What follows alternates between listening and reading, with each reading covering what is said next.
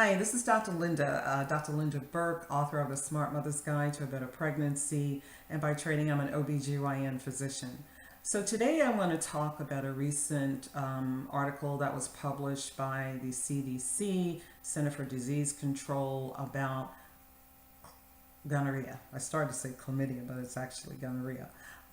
As you may or may not know, gonorrhea is the #2 sexually transmitted infection in our country. It's also a global problem, and in the United States specifically, in the southeast part of our country, in the southwest part of our country, is where you find the greatest number of cases. So states like Louisiana, Mississippi, going Midwest, Missouri, Kansas, going southeast, South Carolina, North Carolina, and Georgia, going to the west, Texas, Nevada, California, going to the East Coast, New York. These are the areas that have the greatest number of cases of gonorrhea. So gonorrhea in this country has been affected by 800,000 people. There are 800,000 people in our country that get gonorrhea every year.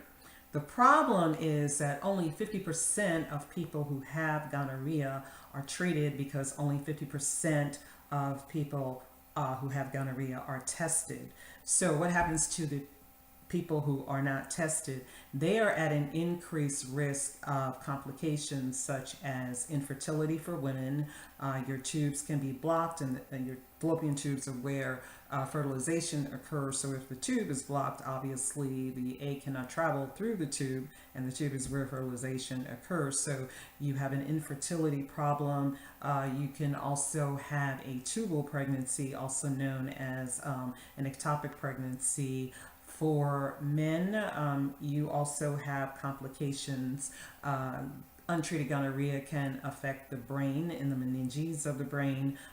It can also cause arthritis because it can be located in the joints, and this is why you can have teenagers who actually have arthritis because of gonorrhea. And it can also become located in the valves of the heart, producing a condition called endocarditis. So it's not a condition that you want to walk around untreated. So if you are sexually active, if you are a teen, even if you are in the my generation over 50, if you're having unprotected sex, you need to be tested. You can be tested in your physician's office, in your nurse practitioner's office. You can be tested in a public health clinic or a county health department, where it should be free or at a nominal cost. And when you are tested, of course, you will be treated at that same facility. It's important to be treated so that you can avoid having these complications. So I hope that this information has been helpful, and if you find it helpful, please share it. Share this video with your friends, family. You can, if you want more in-depth information about CDC, the information that CDC has, there is a video that they produced, a 3-minute video. It's on my Facebook page, Dr. Linda Online.